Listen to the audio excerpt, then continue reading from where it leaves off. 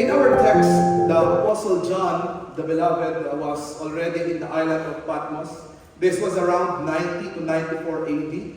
And all the other apostles are already dead. Peter crucified upside down, some were beheaded, some were sawn asunder. And all of them died, by persecution. It's only the Apostle John who will die because of aging or natural death. Why? Because he was exiled or siya ay pinadala or kinulong ang kanyang confinement. Ay makulong siya sa isang island, the island of Patmos. If you would look at the map, actually, it's a very small island along the Mediterranean Sea. So it's a very small island that he died there until he was very old. And it was there in that island that God showed him, that God gave him the revelation. God showed him the vision of the revelation. So when we say revelation, that's from the Greek word apocalypsis, or the opening of the curtain. So God showed through a vision to John the things that will happen in the future by opening the curtain. So kumbaga, sinusulat ni John lahat ng nakikita niya. John did not interpret it. He was just writing what he saw. What God showed to him, he was writing it. And so slowly by slowly, the curtain is being opened. And the more that we get to know who Jesus Christ is. By the way, the book of Revelation is not just about future things, okay? But the book of Revelation is to reveal who Jesus is when he comes back. And so John is writing those. Oh, this is what will happen. This is what Jesus Christ will look like. This is what heaven will look like. And he was writing it down. And one of the things that John saw was this. He saw the throne in heaven. And then as our verse said, next slide. He saw the throne in heaven. And when he saw it, he saw a great multitude surrounding the throne. A vast multitude which no man could number. Ang sobrang dami. And these people, John saw, whoa, these people are not just a people group of one kind. What John saw is this. Oh, their skin colors are different. Perhaps they are from different nations. And so he said, okay, I'm going to write it down. This vast multitude surrounding the throne, worshiping God, they are from different nations. Nakita niya, oh, there are Egyptians. I saw some Egyptians. Oh, I saw some Jewish people. Oh, I saw some Romans. I saw some Filipinos. And he said, all nations. He also saw that these people are not just from different nations, but from different kindreds or tribes. Sa context nating mga Pilipino, perhaps nakita niya, oh, these are Filipinos, but some are from the north. Some are from Cordillera. Some are from the Tagalog region, and he wrote down. It's not just nations, but these people are from different tribes of every nation. Ang galing, no? Napansin niya. And then later on he said, oh, as he looked further, God showed him that these people, this vast multitude that were gathered, are from different people groups. Yes, Filipinos, yes, Cordilleras, but some are from Kalinga. Some are different people groups. Some are Gen Z, some are Gen X. And he was writing, oh, they're different people groups. And as John was trying to listen to their worship, John was trying to hear, oh, it seems like they are not speaking one language, but they are speaking different tongues, different languages. So that everybody, oh, these people, this vast multitude who are worshiping God in the future, their tongues, they are praising God with their own native tongues.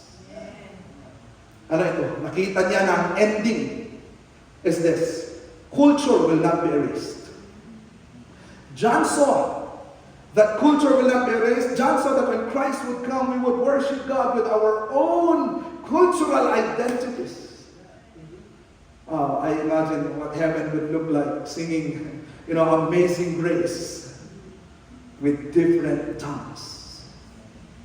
That's why, church, hindi na natin kailangan pag-awayan. Let us not fight what will be the language in heaven. Okay?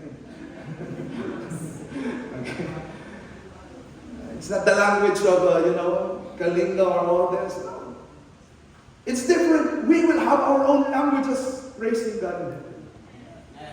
We don't have to argue how will people in heaven look like? Because I tell you, in heaven, there will be red and yellow, black and white. Amen. All gathered around the throne.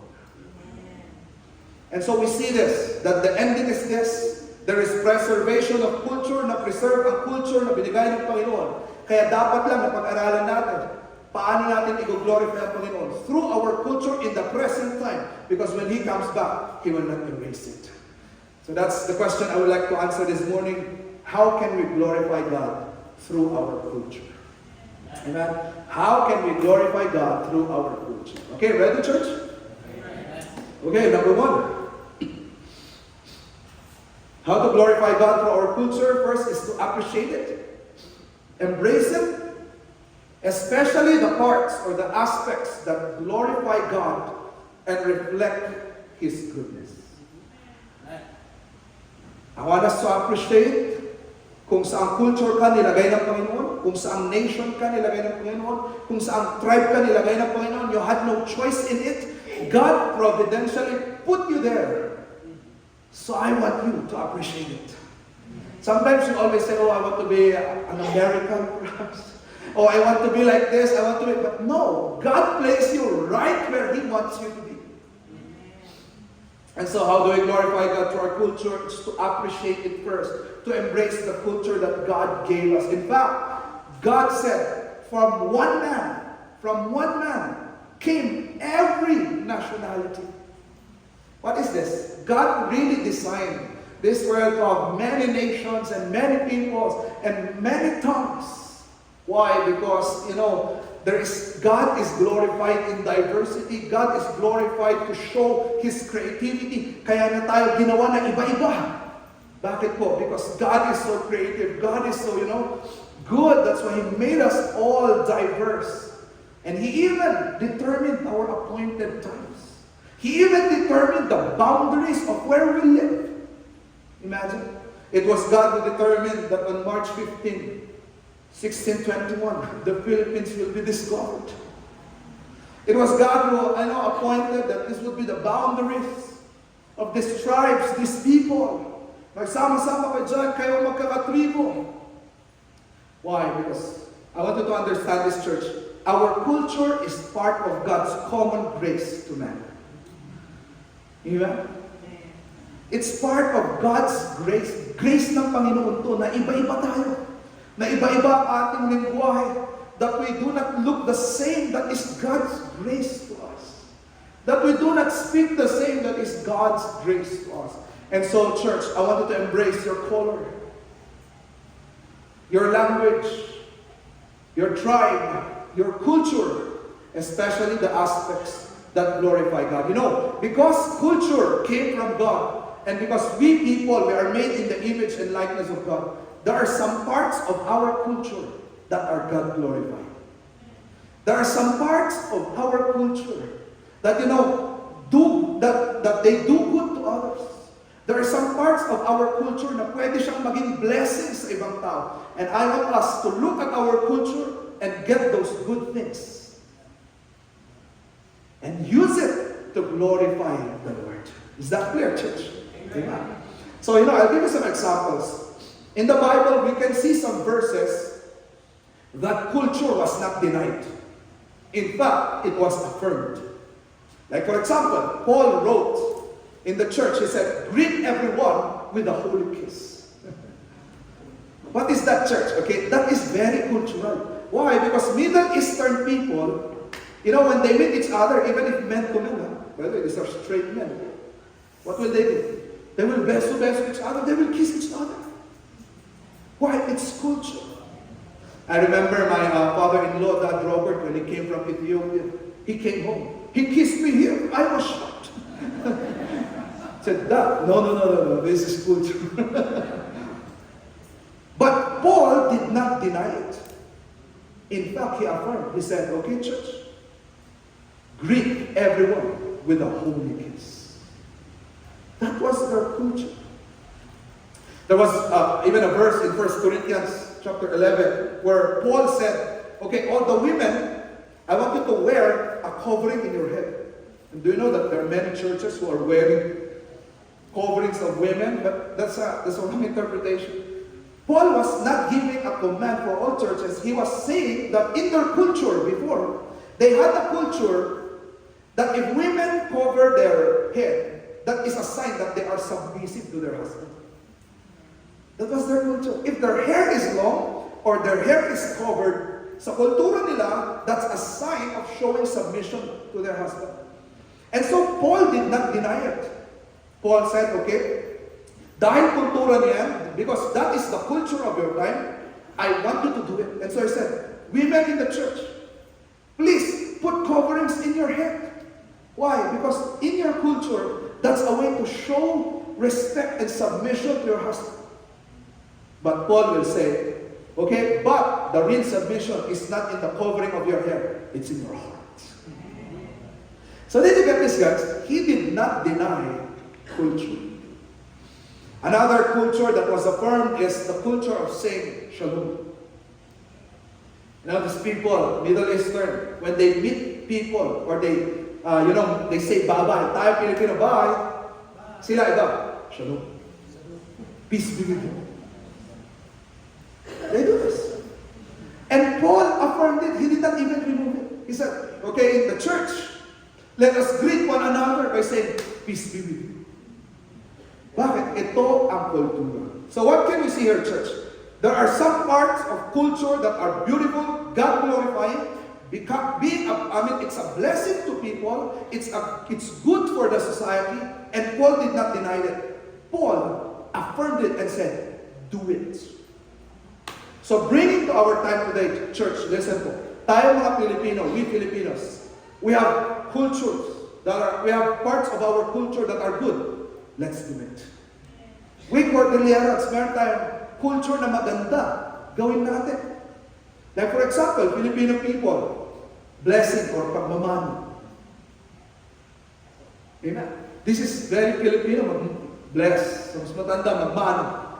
Do we deny this because we are Christians? No. We must affirm it because it's a sign of respect. And I tell you this, church, okay? I want you to get this. If you do deny culture and you say that you are a Christian, I tell you, when other people would look at you, they will see you as, oh, that guy is disrespectful. No matter how you say you are a Christian, but because the culture sees it that way, they will see you as disrespectful. Why? Yung pagmamano, it's a sign of respect. You know, there's a funny story, Pastor Tom told this to me, that when he first came here in the Philippines, everyone was blessing to him. And sometimes he does not want it. What is this? I'm not the Pope. I said, Dad, no. Okay, the blessing, kids bless you is a sign of respect. And so Dad said, okay, do it. Pastor Tom said. And you know what Pastor Tom said? Okay, at first I was not okay.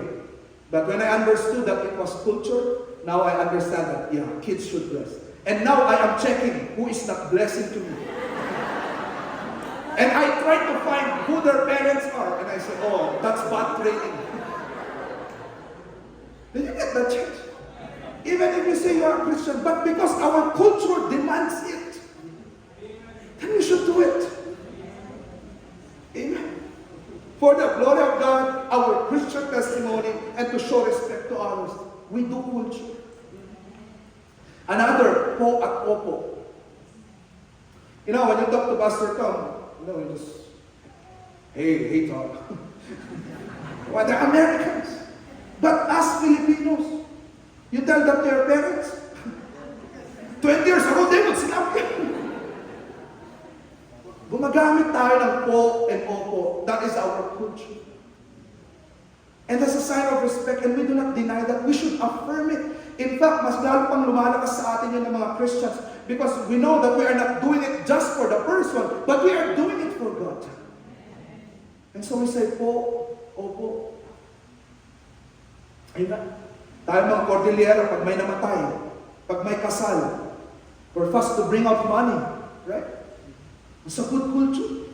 Pag may namatay, pag-abuloy tayo, kahit walang-wala, paglabas ng pera. Those are good parts of our culture. that we must continue. Bayanihan. Magalang na pagtawag, ano po yan? We Filipinos, we seldom call people by first name without, ate, kuya, sir, ma'am, boss. We always attach something. And that's our culture. Amen. And so let us continue. Americans, they will also celebrate Thanksgiving Day. It's a good culture, a part ng culture ng America, that a day that they will be saying thank you, Thanksgiving Day. And I want you to check this verse, okay? Next verse. Look at what the Apostle Paul said. Unto the Jews, I became as a Jew, that I might gain the Jews. Ano ito? Okay? To the Jewish people, I follow their culture. What's the goal? That I may gain them.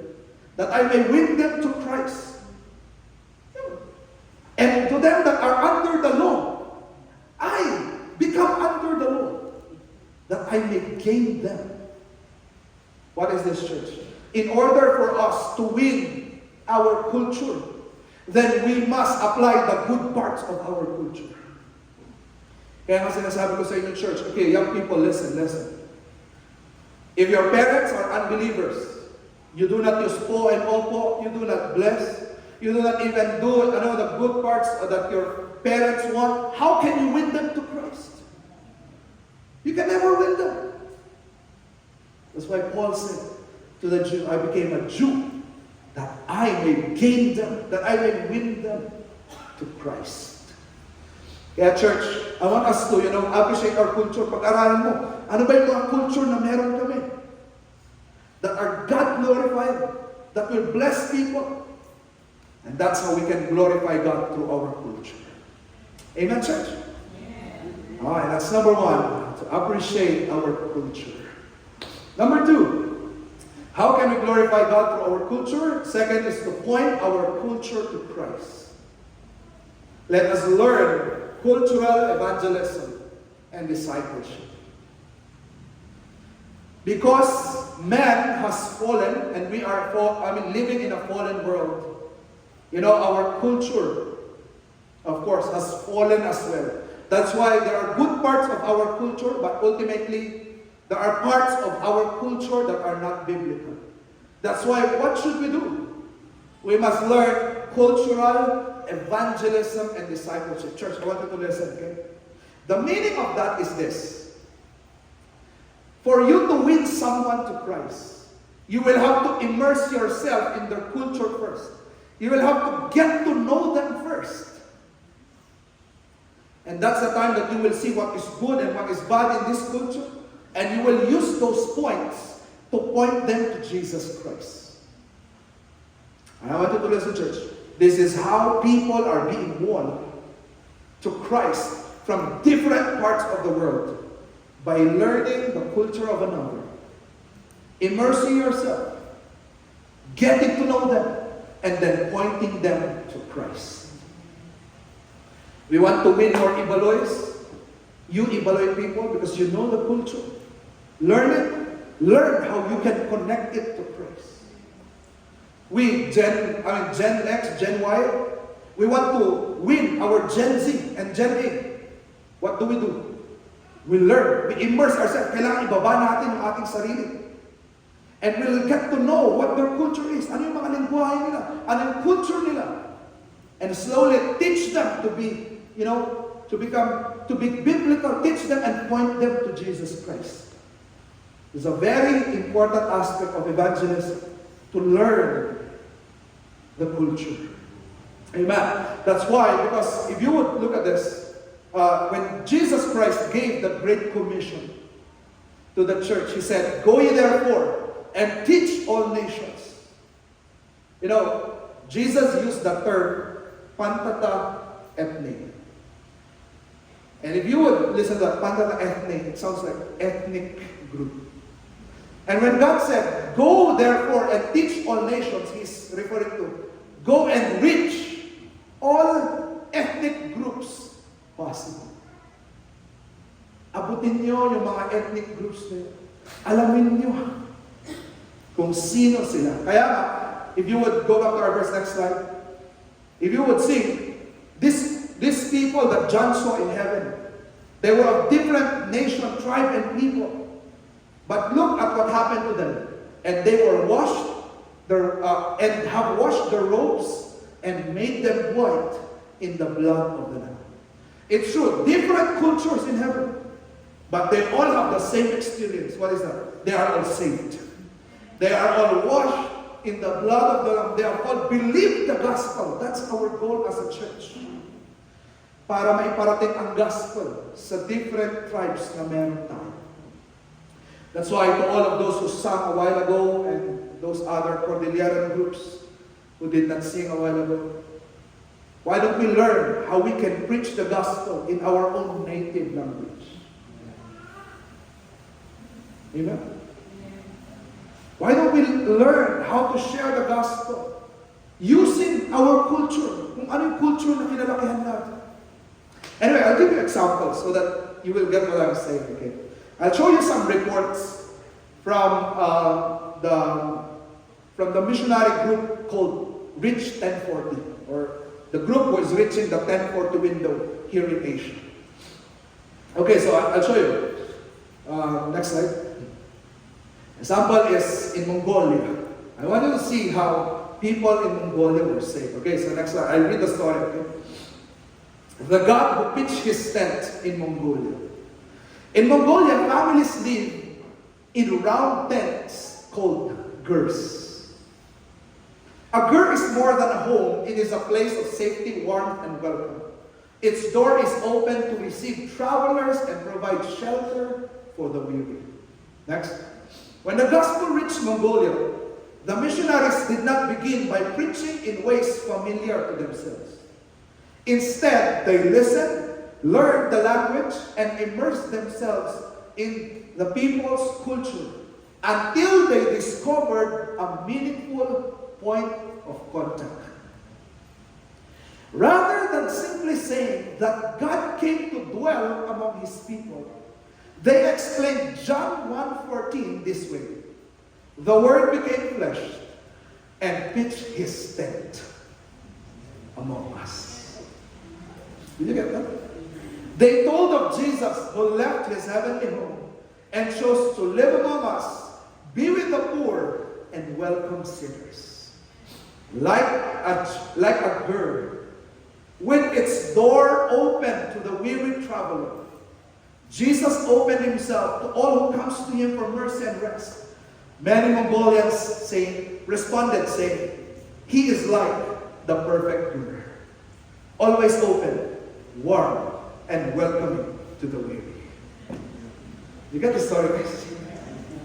It was a point of contact to reach that certain culture. I'll give you another story from Nepal. The God who climbed the mountains of Nepal. Okay? The God who came down from the mountains of Nepal. Look at this wonderful story. In Nepal, faith is a climb. Literally. For generations, people have journeyed into the mountains to honor their gods. Some carry heavy stones on their backs to build altars at the top. The higher the mountain, the holier they become. Yet, many reach the top only to place their stone, whisper a prayer, and descend with the same emptiness. Nepalis say, the gods stay on the mountains. We must go to them. But if the gods remain on the top, what hope is there for the old, the weak, and the sick, or the disabled, those who cannot make the climb? They are left believing that they can never reach the gods. So when missionaries came to Nepal, they talk about the God of the Bible, who is opposite of the Nepali gods. He is the God who came down. He came down from heaven because we could never go up to him. He came for the old, the weak, the sick, and for every sinner who is helpless to save himself. When many villagers heard this for the first time, they said, could this be true? He came down for us. We don't have to go up to him.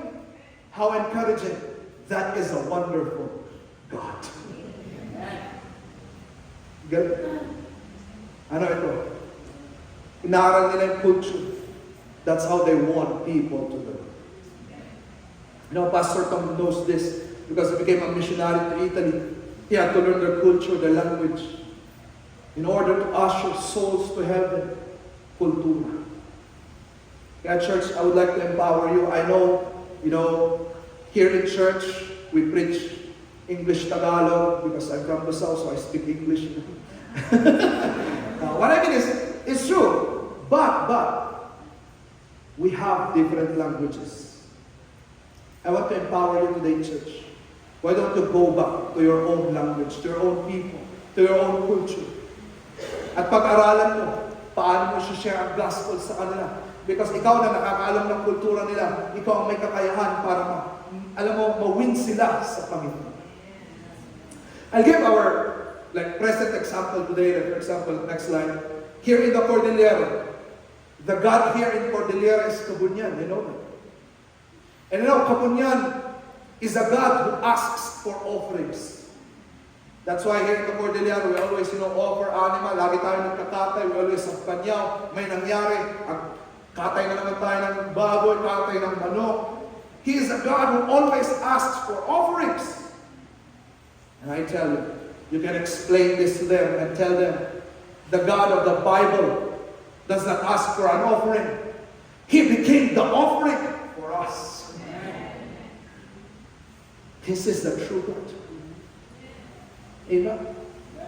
Today, what's our culture? Present culture today, it's self-expression. Iladlad mo kung sino ka. That's the culture today. Now, self-exaltation, taas mo sarili mo, self-love, mahalin mo sarili. That's why I don't know if you notice this, church. I always preach about that our identity is in Christ.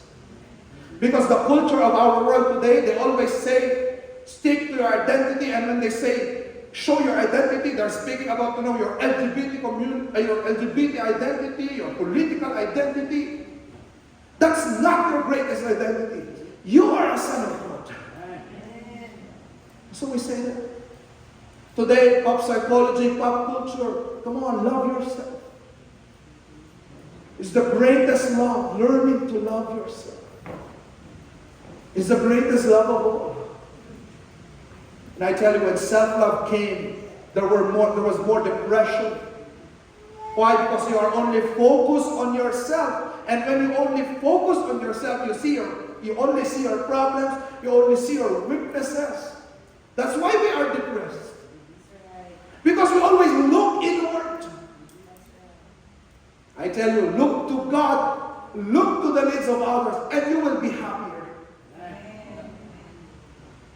Amen.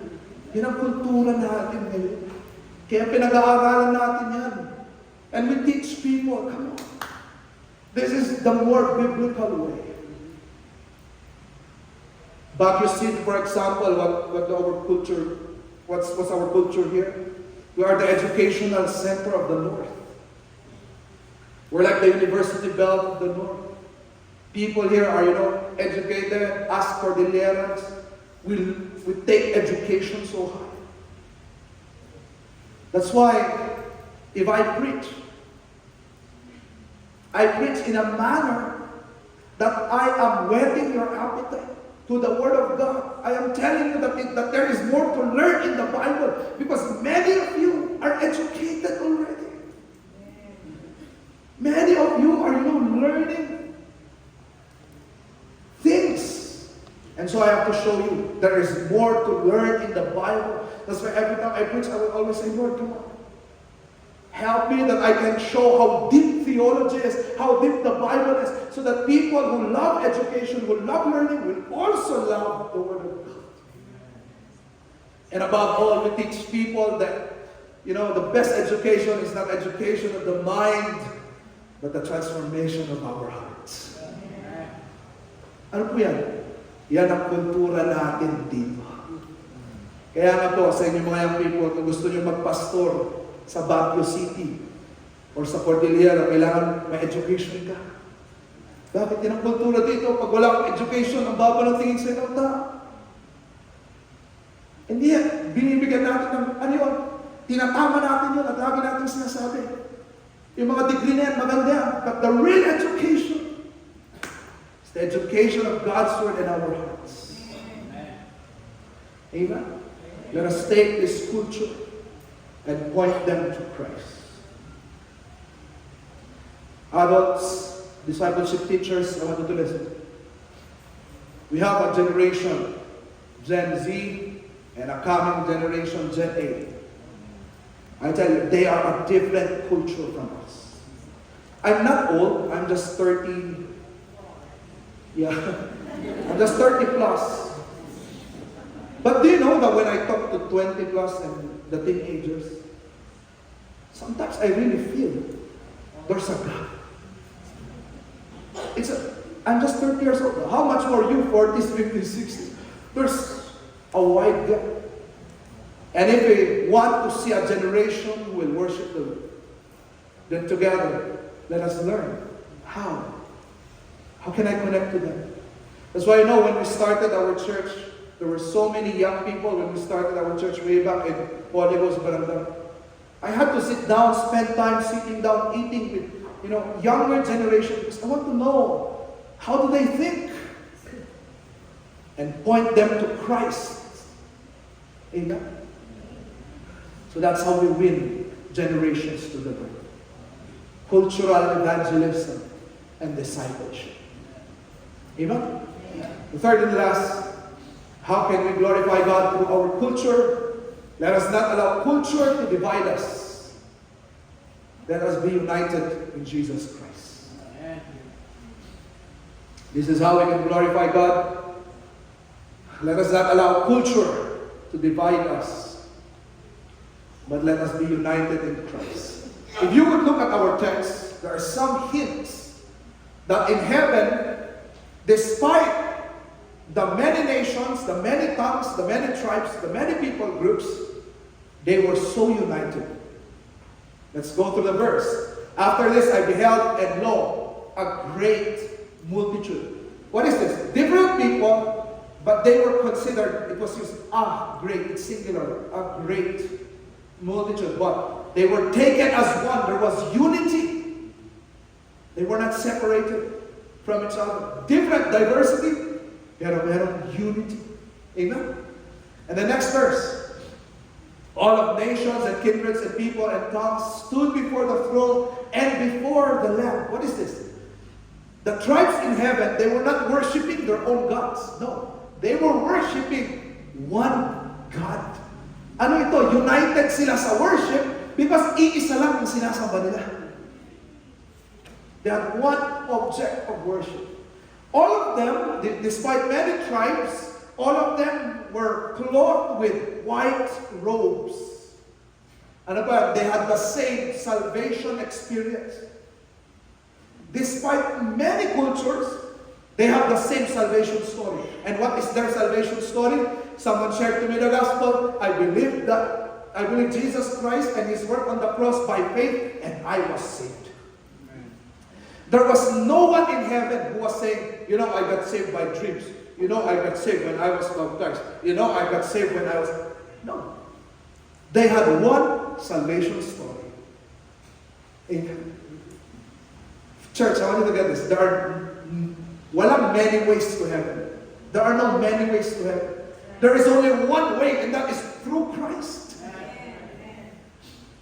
And so you will be amazed. If you will go to another place, and you do not know anyone, the best technique is this. Find a Christian in that place. Because when you say you're a Christian, he is a Christian, you will immediately connect. Why? Because you have the same story.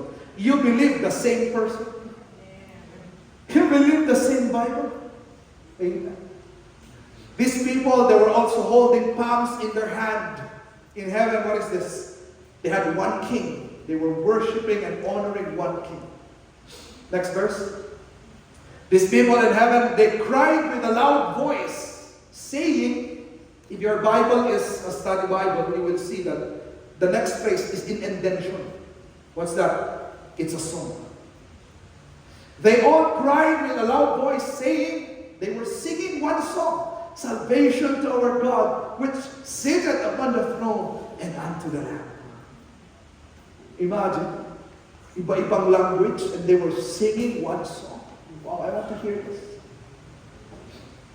And verse 14, and I said unto him, Sir, thou knowest, and he said unto me, these are they which came out of the great tribulation.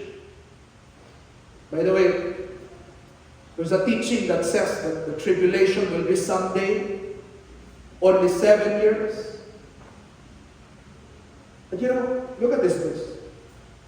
There's a vast multitude in heaven of every tribe, nation, and tongue who came out from the great tribulation. What is this? You know, when John wrote the book of Revelation, he already said in chapter 1, I am with you in tribulation. He believed that he was already in the tribulation. And so what is this? What we can see in heaven is this. It's a group of people who went through the same suffering experience. And I tell you, if you are a Christian today, you will suffer. That's our identity as Christians. We will suffer for the name of God. Why? I mean, our Christ suffered. Our God suffered. We will also suffer. But nevertheless, we came out of this great tribulation. Even if we suffered, God has protected us and preserved us. There will be a vast multitude in heaven someday praising God.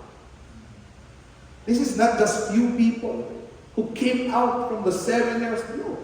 This is a great multitude that no one can number, who all experienced suffering.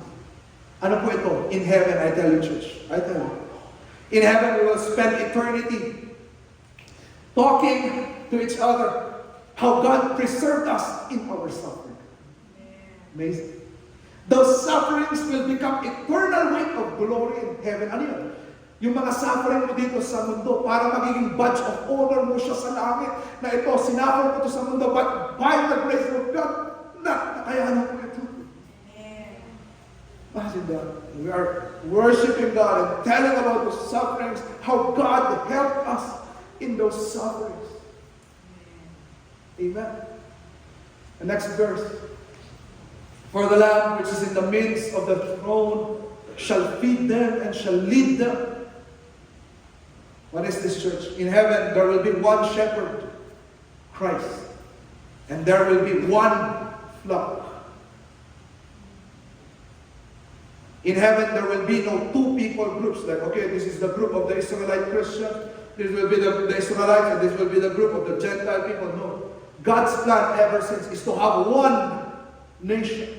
And we Gentiles, we were grafted in the nation of Israel. One people group only in heaven. Iba-iba tayo, but we are one in heaven. Under one shepherd. Ano ito?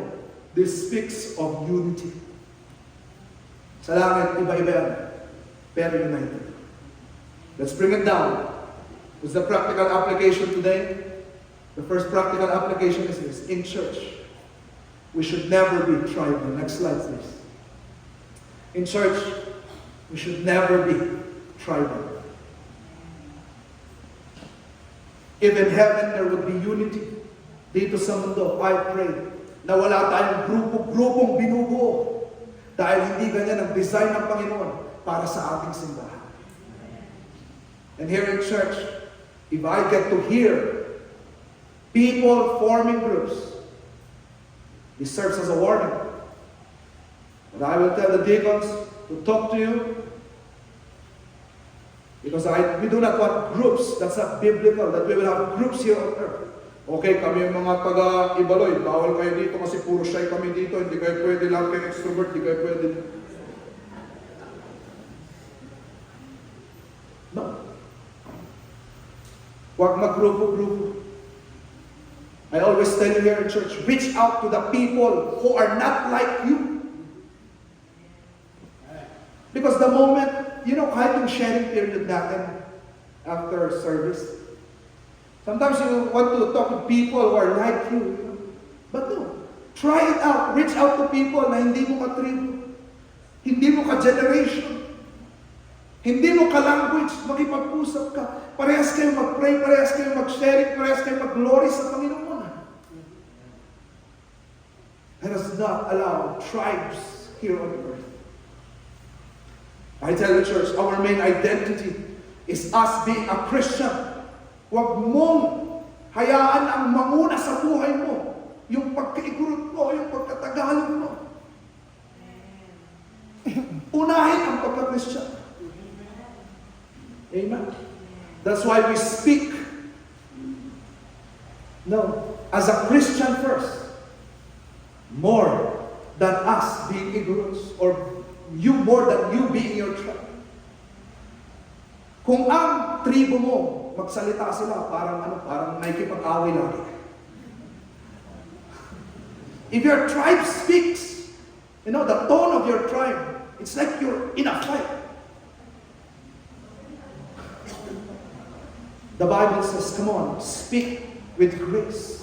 Put some salt in your words. Why? Hindi ka tagabuntok muna. Ikaw ay Kristiyano muna. Okay, something happened in church. Someone took your things. What do? As a Christian, someone stole from you. As a Christian, what should you do? Go to the person. Tell the person. Tell him to return it. And have, settle it. Talk in a godly way. Hindi yung pag may nagnako sa'yo, lalabas mo yung pagka-kalingdong mo. An eye for an eye. Bayaran mo yung anak ng aso na yan. Hindi ganun yun. Hindi mo ilalabas yung, yun? It's not your culture first. It's Christ first. We must be Christ-like. Amen. The way we treat others, the way we serve, the way we love, it's guided by the Bible. It's Christ first, more than our culture. It's how we glorify God through our culture. Ganda, iba-iba tayong kultura. Can you imagine? Parehas tayong nagmamahalan. We forgive each other. Wow. We serve each other, even in different ways. But one thing is common. We all want to glorify God and love each other. So church, as I summarize this, I want us to sing this song.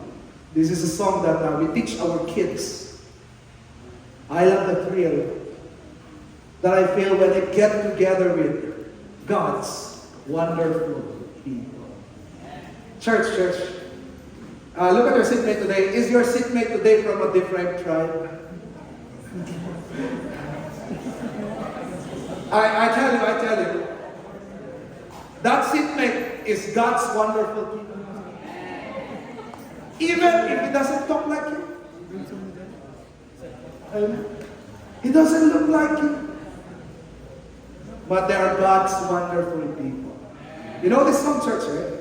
I love the thrill that I feel when I get together with God's wonderful people. I love the thrill that I feel when I get together with God's wonderful people. What a sight just to see all the happy faces praising God in heavenly places. What a thrill that I feel when I get together with God's wonderful people. Okay, attention, action. Okay, this is the action. Okay, get your hands. 1, 2, 3, 4, 5, 6, 7, 8. Oh, we teach this to the kids. Okay, so I'll teach it to you. Okay, ready? One more time. 1, 2, 3, 4, 5, 6, 7, 8. Okay, so let's try. I love the thrill that I feel when I get together with God's wonderful people. I love the thrill that I feel when I